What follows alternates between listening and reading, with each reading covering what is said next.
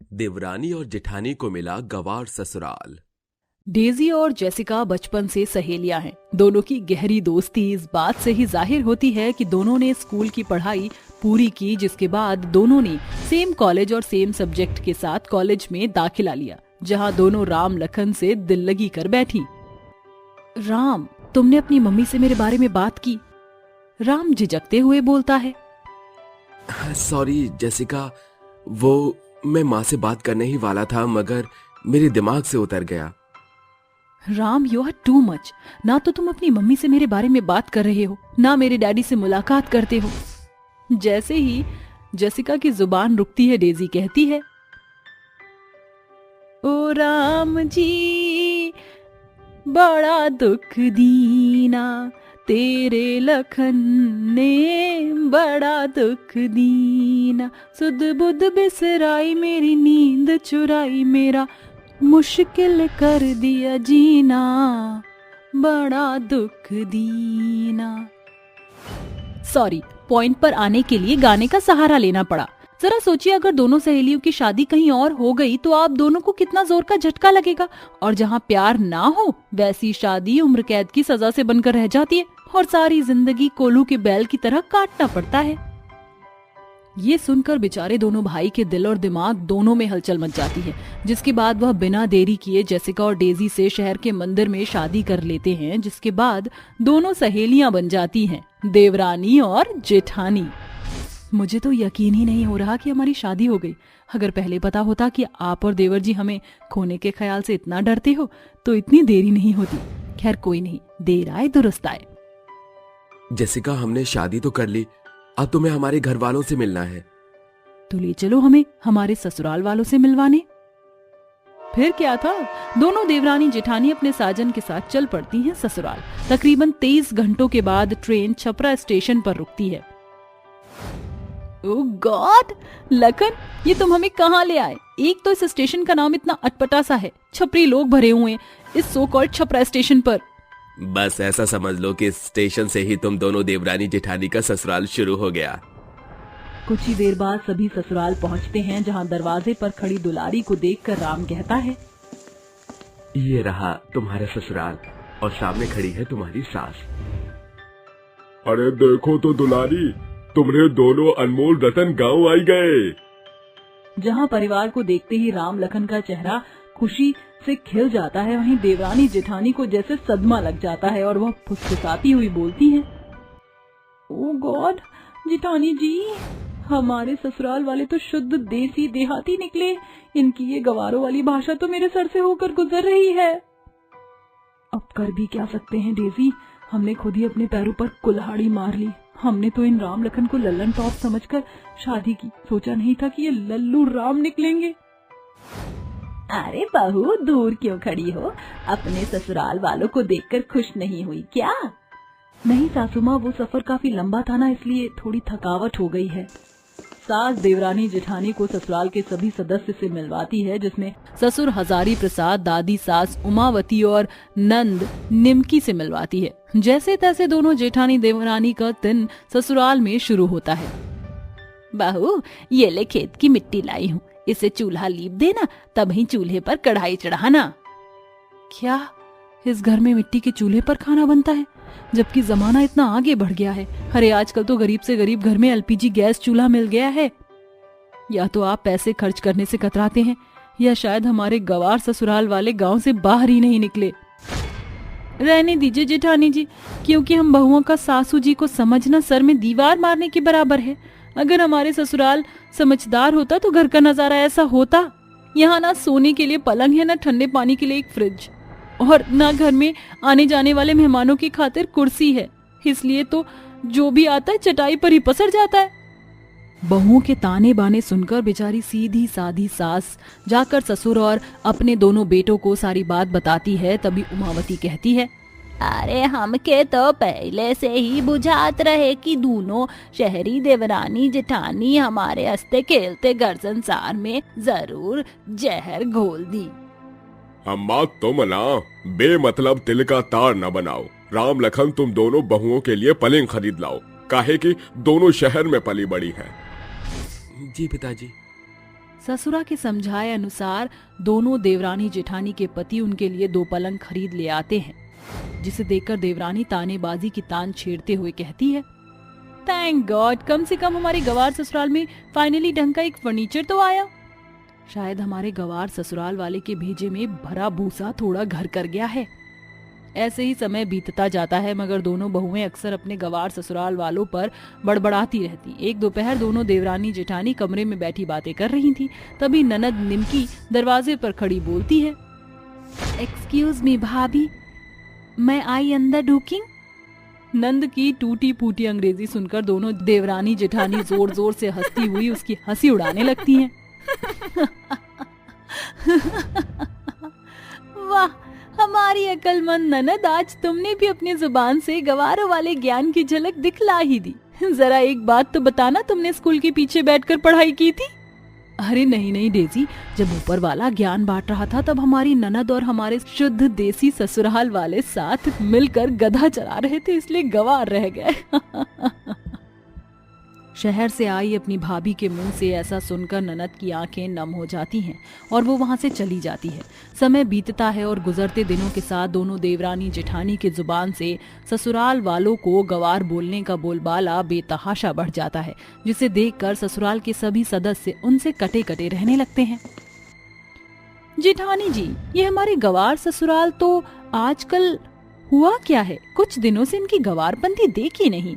शायद हमारे गवार ससुराल वाले सुधर गए हैं, तभी तो उनकी बेफजूल की किचकिच बंद हो गई है। दोनों ऐसा बोल ही रही होती हैं, तभी उनके पति बोलते हैं, जेसिका जल्दी से रेडी हो जाओ, आज तुम्हें गांव घुमा कर लाता हूँ। इस गांव में घूमने जैसा रखा ही क्या है?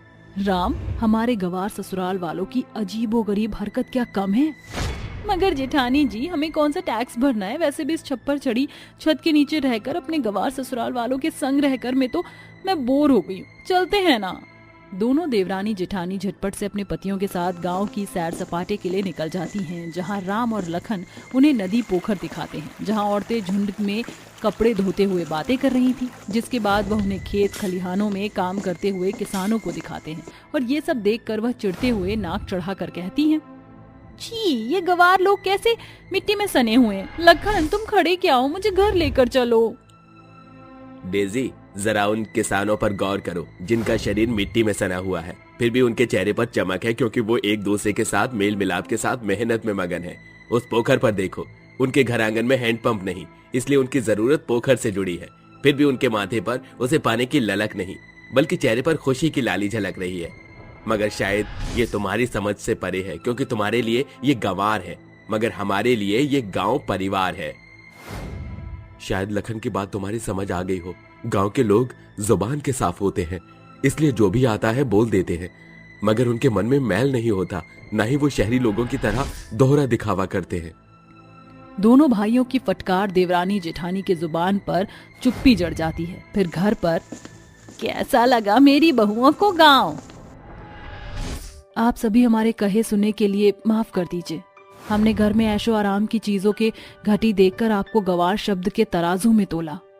कोई बात नहीं बहू, जो हुआ उसे सपना जानकर भुला दो।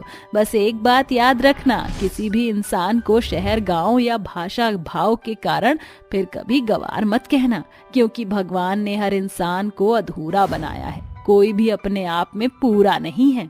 उस रोज के बाद से दोनों देवरानी जेठानी अपने ससुराल वालों के साथ मेल मिलाप के साथ घुल मिल कर रहने लगती हैं। अरे कितनी ठंड है रे बाबा, अगर इतनी ठंड में नहाऊंगा तो मैं मर जाऊंगा। आज बिना नहाए ऑफिस जाऊंगा।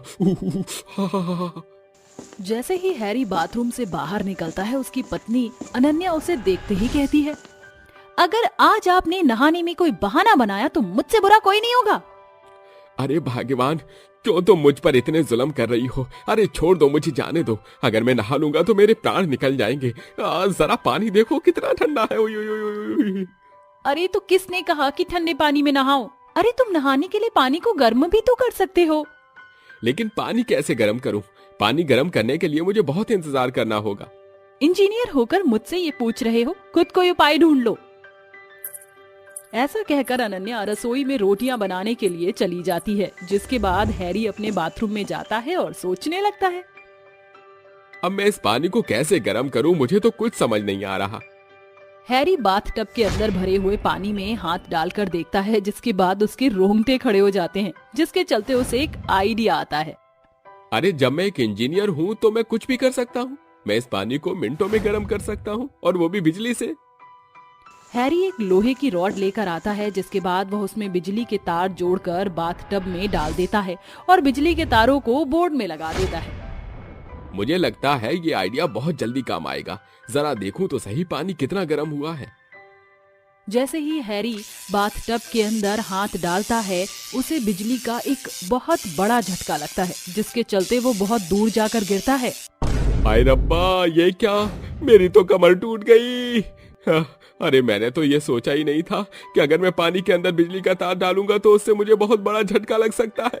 हे भगवान, मेरी तो बिल्कुल मति भ्रष्ट हो गई है। तभी हैरी को रोते हुए देख उसकी पत्नी अनन्या उसकी ये हालत देखते ही जोर जोर से हंसने लगती है और कहती है, हे भगवान, कैसे मर्द हो तुम, तुमसे तो नहाया भी नहीं जाता। अरे तुमसे अच्छे तो पड़ोस वाले हैं, सुबह ही उठकर अपनी पत्नियों से पहले नहा धोकर तैयार हो जाते हैं और अपने ऑफिस जाते हैं, और तुम्हें तो ठंड इतनी लगती है कि तुम ठंड के चक्कर में नहाना ही छोड़ दो। हे भगवान, तूने कैसी पत्नी दी है मुझे। एक तो मेरी मदद नहीं करती, ऊपर से मुझे जबरदस्ती नहलाती रहती है। इससे अच्छा होता कि मैं शादी ही नहीं करता। अनन्या उसकी बात सुन लेती है और वह गुस्से से कहती है, क्या कहा तुमने मेरे बारे में? अरे भगवान, मुझे माफ कर दो, मैं तुम्हारे पैर पड़ता हूँ, मैं तुम्हारे आगे हाथ जोड़ता हूँ। अरे तुम जो कहोगी मैं कर दूंगा, लेकिन मुझे नहाने के लिए तो मत बोलो। हैरी को ऐसे गिड़गिड़ाते हुए देख अनन्या उससे कुछ नहीं कहती, जिसके बाद हैरी बिना नहाए ही ऑफिस चला जाता है। ऑफिस जाने के बाद उसके अंदर से पसीने की बदबू आती है, जिसके चलते उसके सभी दोस्त कहते हैं, क्या बात है भाई, आज नहाए धोए नहीं हो क्या? हाँ, लेकिन तुम्हें कैसे पता? अरे वो तो तुम्हारे इस ब्रांडेड परफ्यूम की वजह से समझ आ रहा है। इतनी तेज महक रहा है कि क्या बताऊं। क्या कहा? परफ्यूम? लेकिन मैंने तो कोई परफ्यूम ही नहीं लगाया। हे भगवान हैरी, तुझ में तो बिल्कुल भी अकल नहीं है। अरे ये सारी बदबू तेरे शरीर के पसीने से आ रही है। अरे एक दिन नहा लेगा तो क्या चला जाएगा तेरा।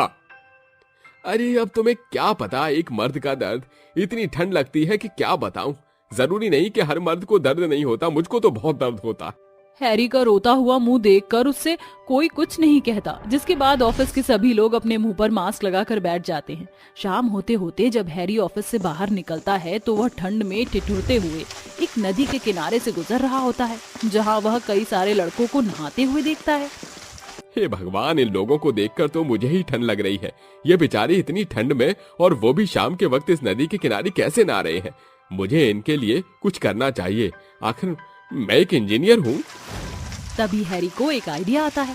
वह पास में लगे हुए बिजली के खंभे के तार निकालता है और नदी में डाल देता है, जिसके चक्कर में नदी में नहा रहे सभी लड़कों को एक जोरदार करंट लगता है। अरे ये तो हैरी है। हे भगवान, ये तो खुद भी नहीं नहाता और हमें भी नहीं नहाने दे रहा। एक काम करते हैं, आज इसे पकड़कर नदी में फेंक देते हैं। कम से कम इस बहाने नहाएगा तो सही।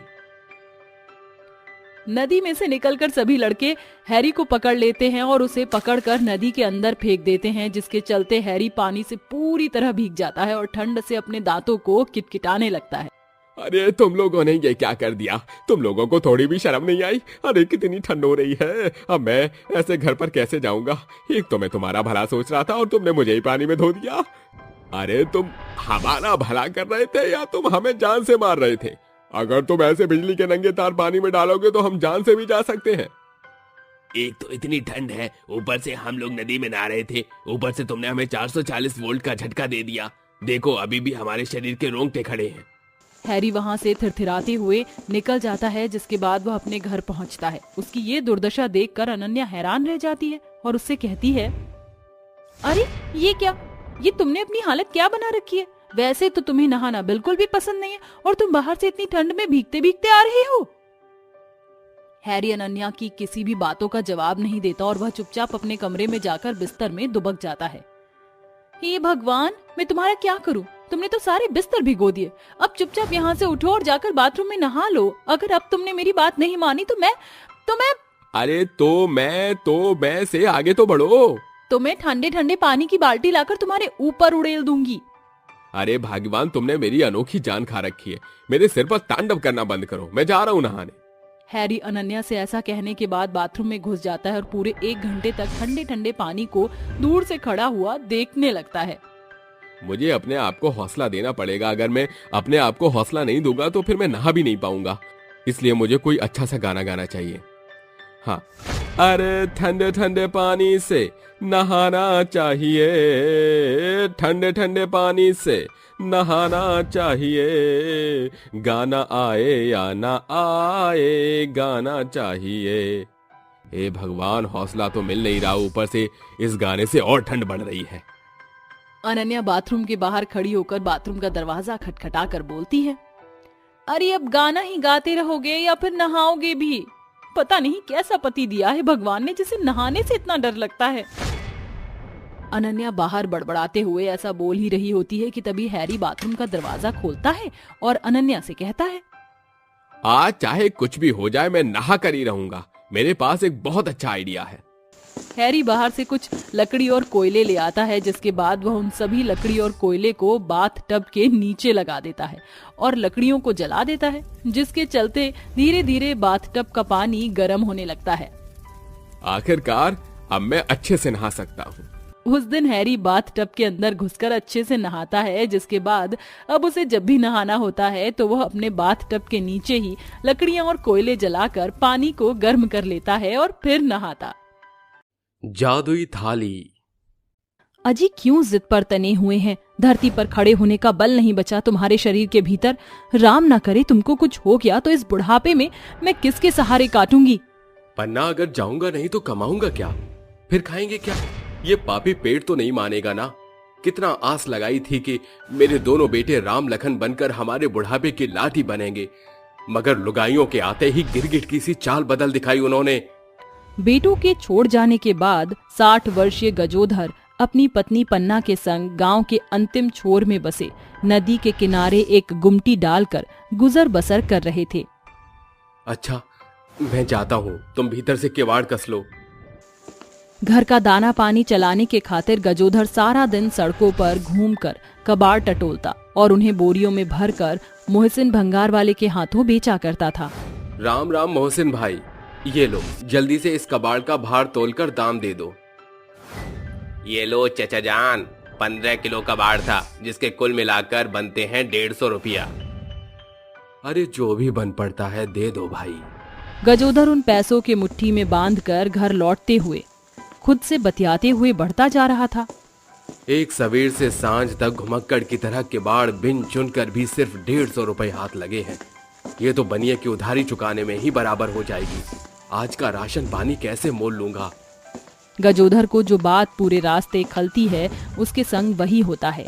बनिया उसे पैसे लेने के बाद अपना पल्ला झड़पते हुए उसे दुकान से भगा देता है। क्या बात है जी, आप परेशान क्यों दिखाई पड़ रहे हैं? पन्ना, धिक्कार है, जो मैं भरसक तुम्हारा पेट भी नहीं पाल सकता। चुप हो जाइए, ये वक्त भी गुजर जाएगा। और फिर ये क्या कम है कि हम थोड़े में भी संग हैं? सीमित भंडारण होने के चलते जहां बुढ़ापे की उम्र में उन्हें अत्यधिक पोषक तत्व से परिपूर्ण आहार खाना था, वहां बूढ़े दंपत्ति आधा पेट खाकर एक दूसरे के आगे अपनी झूठी तृप्ति भरा रुझान प्रकट करते हैं।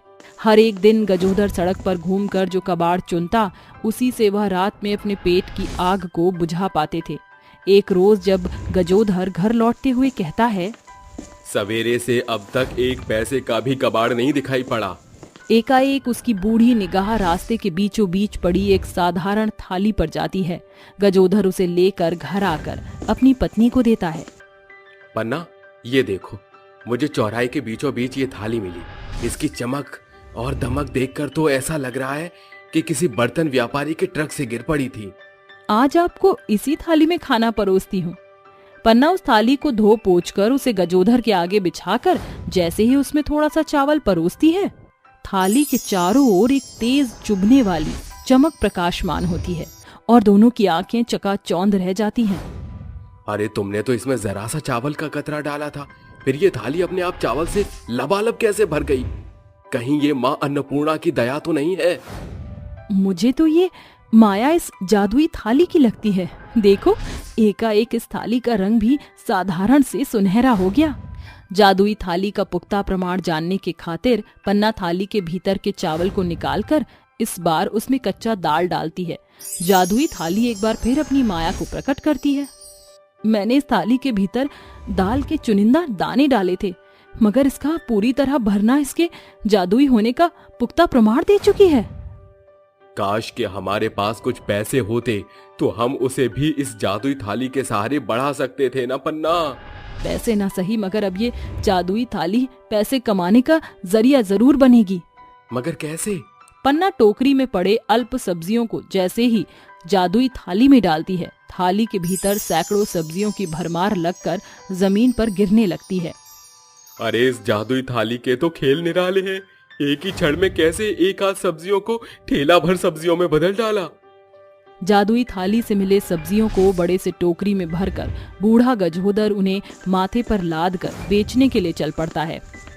सब्जी ले लो, ताजी हरी सब्जियां ले लो, पालक, गोभी, आलू, ये लो भैया रास्ते का माल सस्ते में, सब्जी ले लो। गजोदर को यूं सब्जी बेचता देख गांव की झुमरी बोल पड़ती है, अरे ओ सब्जी वाले बिहारी बाबू, का भाव बेचत हो ई भाजी तरकारी? एकदम सस्ता और सारी सब्जियां एकदम कच्ची और ताजी हैं। झटपट से 1 किलो आलू और 1 किलो पालक तौल दो। गजोदर झुमरी को सब्जी तौल कर दे देता है। तभी झुमरी उसे पैसे देते हुए कहती है, अरे ये रास्ते का माल सस्ते में का मतलब था? झुमरी की बात सुनकर गजोदर मन में कहता है, अब क्या कहूँ कि ये सब्जी जादुई थाली की देन है जो मुझे रास्ते में पड़ी मिली थी, तभी तो रास्ते का माल सस्ते में बोलकर बेच रहा हूँ। गजोदर बाजार में जाकर अपनी सारी सब्जियां बेचकर कमाए हुए पैसे लेकर घर आता है। पन्ना, ये रही आज की कमाई। पन्ना जादुई थाली को जमीन पर रखकर जैसे ही एक सिक्का थाली के भीतर डालती है, वह 10 सिक्के बन जाते हैं।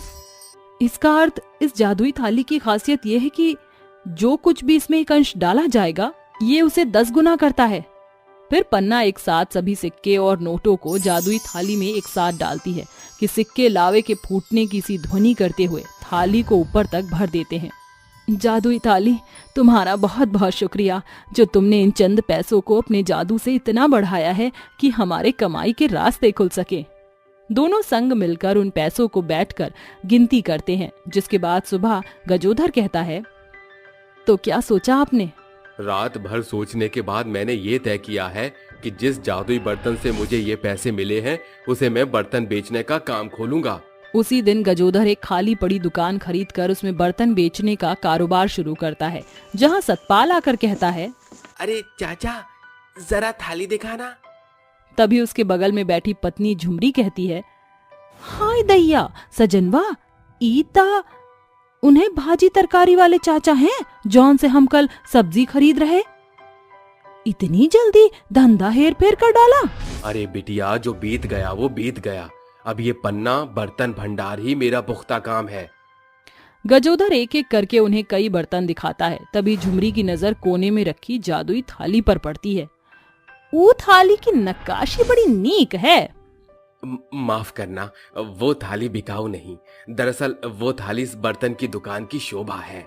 दोनों बर्तन खरीद कर गजोदर को पैसे देकर जाते हैं और गजोदर कहता है, ये इस दुकान की पहली कमाई है, जादुई थाली, इसे मैं तुम्हें सौंपता हूँ। हर एक दिन की शुरुआत गजोदर अपने जादुई थाली का बखान करके करता। कुछ ही दिन में उसके बर्तन की दुकान परवान चढ़ जाती है। दिन भर की कमाई को गजोदर जादुई थाली में डालता, जिसे वह जादुई थाली उसे 10 गुना करके लौटाया करती, जिससे वह घर बार, अच्छा खान पान सब कुछ हासिल करते हैं। इस जादुई थाली के चलते हम बूढ़े बुढ़िया के पास आज सब कुछ है। मगर पन्ना, उनका क्या, जिनके बेटे ब्याह के बाद अपने उस बुजुर्ग माँ बाप को भूल जाते हैं जो उन्हें माली बनकर खून से सींचकर बड़ा करता है, वही बच्चे उन्हें कांटों में लाकर छोड़ देते हैं। गजोदर जादुई थाली में अपनी सारी कमाई डालता है। तभी जादुई थाली उसे 10 गुना पैसे फेर कर लौटाती है, जिसे वह बुजुर्ग के खातिर एक आरामदायक वृद्धाश्रम बनवाकर वहां सुख सुविधा की तमाम चीजों की उपलब्धि करता है।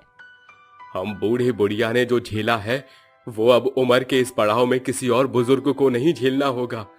तुम्हारा शुक्रिया जादुई थाली, मैं आजीवन तुम्हारा एहसानमंद रहूंगा। तुमने सिर्फ न हमारा पेट भरा है, बल्कि अपनी जादुई शक्ति से हमको फर्श से अर्श तक पहुंचाया है। इस तरह वह दंपत्ति आगे भी जादुई थाली का लगातार सदुपयोग करते हैं। कभी वह जादुई थाली से भूखे की भूख मिटाते तो कभी बेसहारों का सहारा बनते थे। अरे बहू, ये क्या धीरे धीरे हाथ क्यों चला रही है? जल्दी जल्दी हाथों को चला, घर का सारा काम ऐसे ही पड़ा है। अरे माँ जी, मेरी तबीयत ठीक नहीं है। मैं काम करने की कोशिश कर रही हूँ लेकिन हो नहीं पा रहा। तभी ममता निकिता के बाल पकड़ लेती है, जिसके बाद वो उससे कहती है, अरे वाह, देखो तो सही जरा कितनी कामचोर होती जा रही है। अरे सही से काम कर ले, नहीं तो तेरा मार मार कर वो हाल करूंगी जो तूने कभी सपने में भी नहीं सोचा होगा। ऐसा करके ममता वहाँ से चली जाती है, जिसके बाद निकिता बेचारी रोते हुए घर के काम करने लगती है और अपने मन में सोचती है, आज अगर मेरा पति मेरे ऊपर थोड़ा सा ध्यान देता या थोड़ी भी परवाह करता तो मेरी सास मेरे साथ ऐसा अत्याचार नहीं करती। ये सब मेरे पति की गलती है जो मेरे साथ ऐसा हो रहा है। बेचारी निकिता अपनी किस्मत के चलते रोने लगती है और घर के सारे काम करने लगती है। ऐसे ही ममता हर रोज निकिता के साथ बहुत बुरा बर्ताव करती, क्योंकि निकिता का पति हर्ष उसे अपनी पत्नी नहीं मानता था। एक दिन हर्ष सुबह के समय घर का दरवाजा खटखटाने लगता है। अरे कहाँ गई सब, दरवाजा खोलो। तभी निकिता आती है और दरवाजा खोलती है। जैसे वो दरवाजा खोलती है, हर्ष के साथ वो औरत को देखती है, जिसे देखकर निकिता हर्ष से पूछती है, अजी, ये औरत कौन है आपके साथ? अरे ये पूछने वाली तुम कौन होती हो? चलो मेरा रास्ता छोड़ो और मुझे और मेरी पत्नी को अंदर जाने दो। हर्ष के मुंह से ऐसी बात सुनते ही निकिता के पैरों तले जमीन खिसक जाती है और वो हर्ष को देखती रह जाती है। हर्ष अपनी पत्नी राधिका को घर के अंदर ले आता है, जिसके बाद ये सब देख ममता हर्ष से कहती है, अरे बेटा, ये लड़की कौन है? ये सब क्या चल रहा है इस घर के अंदर? माँ, ये राधिका है मेरी पत्नी। मैं इसे बहुत प्यार करता हूँ और इसके बिना मैं जी भी नहीं सकता। अरे बेटा, तू पागल हो गया है। एक पत्नी होने के बावजूद भी तू दूसरी पत्नी ले आया। ये तूने क्या किया? अब बेचारी निकिता का क्या होगा? ओहो हर्ष, इससे अच्छा तो हम मेरे घर चलते। कम से कम हम वहाँ सुकून से बैठ तो पाते। तुम्हारे घर में आते ही कलेश हो गया है। और तुम्हारी ये सो कॉल्ड माँ इतना भी नहीं पता कि नई नवेली बहू का स्वागत कैसे करते हैं। अरे राधिका, तुम परेशान मत हो। तुम्हारा स्वागत करने के लिए मैं हूं ना इस घर में। जाओ तुम मेरे कमरे में जाकर आराम करो, इनसे मैं निपटता हूँ। हर्ष की बात सुनकर राधिका उसके कमरे में चली जाती है। उसके जाने के बाद हर्ष अपनी माँ से कहता है, ऐसा होने वाला है ये तो मुझे पहले से ही पता था, इसलिए मैंने पहले ही सोच लिया था। अब आप दोनों में से कोई भी इस घर में नहीं रहेगा। मैं अपनी होने वाली पत्नी के साथ इस घर में रहूंगा, इसलिए अपना सामान पैक करो और फौरन यहाँ से निकल जाओ। अरे बेटा, ये तू क्या कह रहा है? तुझे पता भी है कि तूने कितनी बड़ी बात बोली है। इस उम्र में जरा ये तो सोच, तेरी माँ कहाँ जाएगी और उसका क्या होगा। इस वक्त मैं सिर्फ अपने प्यार के साथ रहना चाहता हूँ, इसलिए तुम दोनों इस घर से दफा हो जाओ। हर्ष अपनी माँ और अपनी पत्नी निकिता को घर से धक्के मार कर निकाल देता है और घर का दरवाजा बंद कर देता है, जिसके बाद ममता रोने लगती है। जिस बेटे के चलते मैंने तुम्हारे ऊपर इतने अत्याचार किए, उस बेटे ने आज मुझे घर से ही निकाल दिया। इससे अच्छा तो ये होता कि मुझे कोई संतान ही ना हुई होती। अरे माँ जी, आप चिंता क्यों करती हो? मैं आपके साथ हूँ, मैं आपका साथ नहीं छोड़ूंगी। मैंने तेरे ऊपर कितने अत्याचार किए और तुझे कितना सताया, लेकिन उसके बाद भी तुमने मेरा साथ नहीं छोड़ा। आज मुझे अपनी गलती का एहसास हुआ है बहू। आज से तू मेरी बहू नहीं बल्कि बेटी समान है। ममता और निकिता वहाँ से चले जाते हैं, जिसके बाद निकिता अपने सोने के कंगन बेचकर एक किराए का घर ले लेती है और थोड़ा खाने पीने का सामान डलवा लेती है, जिसके चलते उनके 1-2 दिन तो बीत जाते हैं, लेकिन फिर उनके घर में कुछ नहीं बचता। माँ जी, घर में जो था वो सब तो खत्म हो गया। मुझे कहीं काम ढूंढना पड़ेगा, नहीं तो हम घर नहीं चला पाएंगे। अरे बहू, तू अकेली काम नहीं करेगी। अभी तो मेरे हाथ पैर सही सलामत हैं, हम दोनों मिलकर काम करेंगे। ममता और निकिता दोनों ही काम ढूंढने जाती हैं, लेकिन दोनों में से किसी को भी कहीं काम नहीं मिलता। दिन भर यहाँ से वहाँ घूमने के बाद वो दोनों शाम ढले वापस घर लौटने लगती हैं। तभी ममता एक खेत में खराब ट्रक खड़ा देख कहती है, अरे बहू देख, ये तेरे बाबूजी का ट्रक है। उन्होंने मुझे ये ट्रक चलाना सिखाया था। काश आज वो जिंदा होते। ट्रक देखते ही ममता के दिमाग में एक आइडिया आता है। क्यों ना माँ जी, हम ट्रक पर अपना एक ढाबा खोलें। ढाबे से हम अच्छा खासा कमा सकते हैं और फिर आपको ट्रक चलाना भी आता है। हम अपने ट्रक ढाबे को कहीं भी लेकर जा सकते हैं। ममता को निकिता का आइडिया बहुत अच्छा लगता है, लेकिन वो उससे कहती है, लेकिन बहू एक बात तो बताओ, हम ये सब कैसे करेंगे? हमारे पास तो पैसे ही नहीं है। ये तो मैंने सोचा ही नहीं माँ जी। तभी ममता की नजर उसके गले में पड़े मंगलसूत्र के ऊपर पड़ती है। अरे बहू, जब तेरे बाबूजी इस दुनिया में ही नहीं रहे तो मैं उनकी निशानियां अपने गले में डालकर क्यों रखूं? मैं इस मंगलसूत्र को बेच दूंगी, जिससे हमारे पास कुछ पैसे आ जाएंगे और उन पैसों से मैं हमारे इस बेकार ट्रक को ठीक करवाकर इसे ट्रक ढाबा बनवा दूंगी। लेकिन माँ जी, आपने आज तक इस मंगलसूत्र को अपने गले से भी नहीं उतारा और आप इसे बेचने की बात कर रही हो। रहने दो माँ जी, ये बाबूजी की आखिरी निशानी है। अरे बहू, इस निशानी को रखकर मैं क्या करूंगी? मेरे लिए तुझसे बढ़कर अब कुछ नहीं है। ममता अपना मंगलसूत्र उतार कर सुनार की दुकान पर बेच देती है, जिसके बाद उन्हें कुछ पैसे मिल जाते हैं। उन पैसों से वो दोनों ट्रक ढाबा शुरू करते हैं, जिसमें वो छोले चावल, पूरी सब्जी, रोटी, नान और रायता रखते हैं। ममता ट्रक चलाती और निकिता ट्रक के ऊपर बैठकर खाना लोगों को बेचती, जिससे उनकी अच्छी खासी कमाई होने लगती है। शाम तक वो खूब सारे पैसे कमा लेते हैं। अरे बहू, ये देख, आज तो हमने अच्छे खासे पैसे कमा लिए। इतने पैसे तो हमने कभी कमाई भी नहीं होंगे। माँ जी, गांव के सभी लोगों को हमारे हाथों का बना हुआ खाना बहुत पसंद आ रहा है। अब तो बस इसी लगन के साथ हमें अपना काम और आगे बढ़ाना है। उस रात निकिता और ममता दोनों सास बहू पेट भरकर खाना खाती हैं और सो जाती हैं। अगले दिन फिर से वो अपना ट्रक ढाबा लेकर गांव में पहुंच जाती हैं और उनका ट्रक ढाबा देखते ही गांव के सभी लोग उनके पास आ जाते हैं और उनके ट्रक के ढाबे से खाना खाना शुरू कर देते हैं। अरे अरे, पहले मेरा ऑर्डर लो। मुझे राजमा चावल और रायता और इसके साथ नान चाहिए। अरे हाँ हाँ, क्यों नहीं, ये लो तुम्हारा ऑर्डर और आराम से बैठकर खाओ। अरुणा अपना खाना लेकर आराम से बैठकर खाती है। खाना उसे बहुत स्वादिष्ट लगता है, जिसके बाद वो निकिता को पैसे देती है और वहां से चली जाती है। देखते ही देखते कुछ ही देरी में निकिता और ममता के ट्रक ढाबे का खाना खत्म हो जाता है और वो वापस अपने घर लौट आते हैं। माँ जी, अब मुझे लगता है कि हमें खाना थोड़ा ज्यादा बनाना होगा, क्योंकि इतना खाना तो हम बनाते ही नहीं जितना लोग हमसे मांगते हैं। हाँ बहू, बिल्कुल सही कहा तूने। अब हम अपने खाने की क्वांटिटी बढ़ा देंगे। दोनों सास बहू थोड़ा ज्यादा खाना बनाने लगती हैं। वो अपने गांव में बेचने के बाद दूसरे गांव में भी चली जाती हैं, जिसके चलते ट्रक ढाबा 3 से 4 गांवों में बहुत ज्यादा फेमस हो जाता है और वो ट्रक ढाबे की मदद से अपनी सभी परेशानियों को दूर कर लेती हैं और अच्छे से रहने लगती हैं। अब उनके जीवन में कोई परेशानी नहीं होती और वो खुशी खुशी रहने लगती हैं। चंट जेठानी बनी नई बहू की सौतन। मिताली हड़बड़ाती हुई कमरे की ओर कदम बढ़ाते हुए कमरे में आती है। नायरा, अब तक तेरी लीपा पोती पूरी नहीं हुई। बारात लड़के वालों के घर से घंटा भर पहले निकल गई है। माँ, सारी गलती सरासर आपकी है। किसने कहा था आपको सस्ती पार्लर वाली बुक करने को? देखो, पूरा का पूरा हुलिया बिगाड़ दिया उसने आपकी बेटी का। आप मुझे 2 मिनट दो, मैं जल्दी से मेकअप करके मंडप में आती हूँ। नायरा जल्दी से मेकअप करके अपनी माँ मिताली के साथ मंडप में आती है। तभी बारात गाजे बाजे की गूंज के साथ दरवाजे के अंदर आती है और दूल्हे के सहरे में सजा दीक्षांत जैसे ही मंडप की तरफ बढ़ता है कि उसकी भाभी चांदनी उसकी शेरवानी सही करती है। अरे जरा ठहरिए देवर जी। हाँ, ये हो गई आपकी शेरवानी सही। चांदनी को दीक्षांत के इतने करीब देखकर नायरा कुड़कुड़ाती हुई अपनी माँ से बोलती है, माँ, कौन है ये चांडाल चुड़ैल? देखो तो कैसे सूट बूट सही करने की बहानेबाजी से मेरे दीक्षांत के करीब चिपके हुए है। पता नहीं, पर ये नियत की खोटी नजर आ रही है। अरे बावली हो गई है क्या? जो जी में आ रहा है बक रही है। अरे वो तेरी जेठानी है, दामाद जी की भाभी।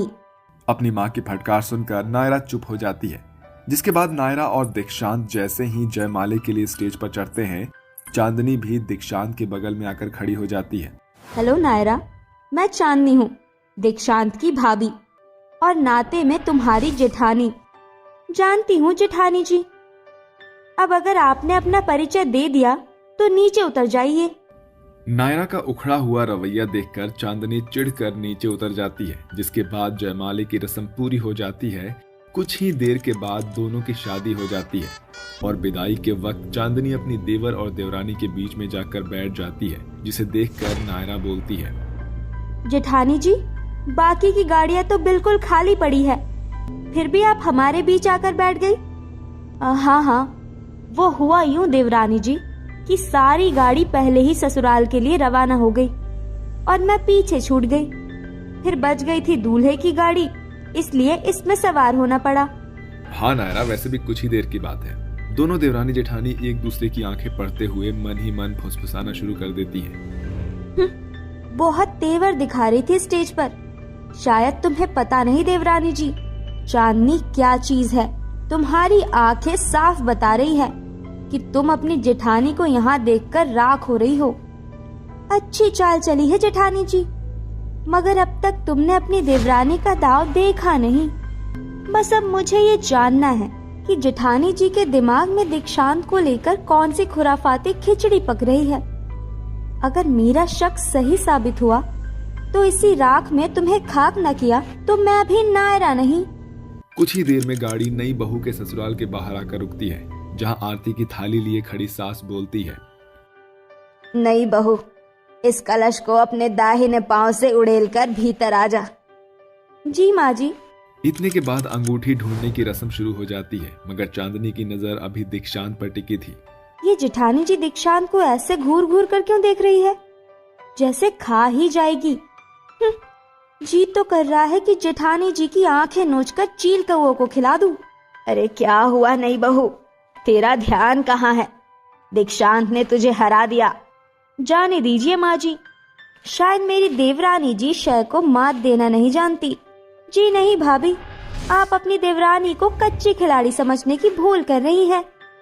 मुझे खेलना भी आता है और जो मेरा है उसे छीनना भी आता है। अपनी देवरानी का जवाब सुनकर चंड जेठानी जल भुनकर राख हो जाती है और शादी की रात जैसे ही नायरा दीक्षांत के करीब आने की कोशिश करती है, तभी दीक्षांत उसे दूर करते हुए कहता है। अपने पति का बेरुखा बर्ताव देखकर नई बहू के मन में खिटपिट शुरू हो जाती है और अगली सुबह जेठानी उसे छेड़ते हुए बोलती है, क्या हुआ नायरा, शादी की पहली सुबह ही तुम्हारा मुंह क्यों सूजा हुआ है? लगता है देवर जी के कांधे का तिल देखने को नहीं मिला क्या? अपने चंट जेठानी की ये बात सुनकर नायरा भौहे चढ़ाकर सुलगते हुए कहती है, ये बात आपको कैसे पता जेठानी जी? मुझे तो बहुत कुछ पता है, पर छोड़ो। नायरा वहां से फुसफुसाते हुए अपने कमरे में चली आती है और चिल्लाकर बोलती है, शर्ट उतारो। तुमने सुना नहीं मैंने क्या कहा? देख क्या रहे हो? शर्ट उतारो। अरे सुबह सुबह जुनून जाग गया क्या? कम से कम ये तो देख लो कि दरवाजा खुला हुआ है। मैं कोई तुम्हारी इज्जत नहीं छीन रही, कुछ देखना है सीधे खड़े रहो और शर्ट उतारो। जैसे ही दीक्षांत शर्ट के बटन खोलता है, उसके कंधे पर वही तिल दिखाई देता है, जिसे देखकर वो आग बबूला होकर सभी को बुलाहट देती है। सासू माँ, ससुर जी, जेठ जी, कहाँ है? सभी जल्दी से यहाँ आइए। अरे क्या हुआ नई बहू, सुबह सुबह क्यों हल्ला मचा रखा है? हाँ देवरानी जी, ये तुम्हारा चेहरा लाल पीला क्यों हुआ पड़ा है? पहेलियां मत बुझाओ जेठानी जी। आप जो मेरी सौतन बनी बैठी हैं, तो भला मेरे चेहरे पर खुशियाँ कहाँ से होगी? नायरा तुम होश में तो हो? मैं तो होश में हूँ जेठ जी, मगर शायद आपको पता नहीं कि आपके पीठ पीछे आपकी पत्नी अपने देवर के साथ सेटिंग करके मेरी सौतन बनी बैठी है। अरे नई बहू, तेरी बुद्धि भ्रष्ट हो गई है क्या? देवर भाभी का रिश्ता माँ बेटे के बराबर होता है और तू इन्हीं पर लांछन लगा रही है। तेरे पास कोई सबूत है? माँ जी, अगर ऐसा कुछ भी नहीं है तो जेठानी जी को कैसे पता कि मेरे पति के कंधे पर तिल है? अरे घनचक्कर, देखा होगा कभी दीक्षांत को बॉडी बनाते।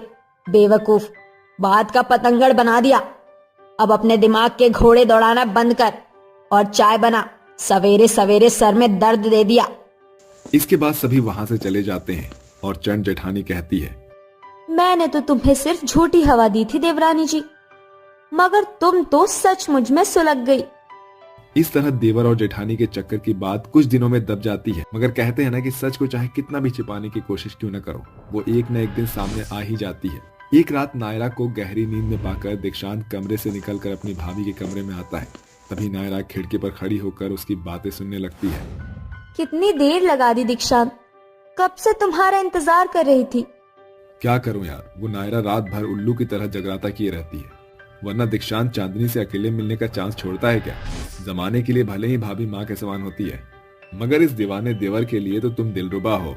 दोनों देवर भाभी इस बात से बेखबर थे कि बाहर खड़ी हुई नई बहू ने फोन में उनकी पूरी वीडियो बना ली है, जिसके बाद सभी लाइट जल उठती है और ससुराल के लोग वहां जमा हो जाते हैं, जिसे देखकर दोनों देवर भाभी शर्म से तरबतर हो जाते हैं। संजीव, संजीव, आप? क्या हुआ चांदनी, शब्द साथ नहीं दे रहे हैं ना? हाँ? तुम जैसे बेशर्म लोगों ने रिश्तों का नाम मिट्टी में मिला दिया है। और दीक्षांत, तू तो मेरा सगा भाई था ना, फिर तेरे कदम कैसे डोल गए? इससे पहले कि दीक्षांत अपनी सफाई पेश करता, गिरधारी उसे जोरदार थप्पड़ मारता है। नामुराद, मुझे नहीं मालूम था कि मेरे खून का कतरा मेरे मुंह पर कालिख पोत देगा। निकल जाओ यहां से और कभी अपना मुंह मत दिखाना। पिताजी, मुझे माफ कर दीजिए। नायरा, मुझे माफ कर दो, मुझसे भूल हो गई। मैं बहक गया था। तुम बहक गए थे इसलिए कि तुम मर्द हो? हाँ, अगर यही गलती मुझसे हुई होती तो क्या तुम मुझे अपनाते? शायद नहीं। इसीलिए आज मैं सुहाग और स्वाभिमान में से अपने स्वाभिमान को चुनती हूँ। जो इंसान एक बार बहक सकता है वो बार बार उसे दोहराए पर नजर आता है। मैंने कहा था ना जेठानी जी, मैं आपका पर्दा फाश करके रहूंगी। आज आपका कच्चा चिट्ठा सभी के सामने है। इतने के बाद नायरा सभी रिश्ते नाते तोड़कर ससुराल से चली जाती है और संजीव भी चांदनी से तलाक ले लेता है।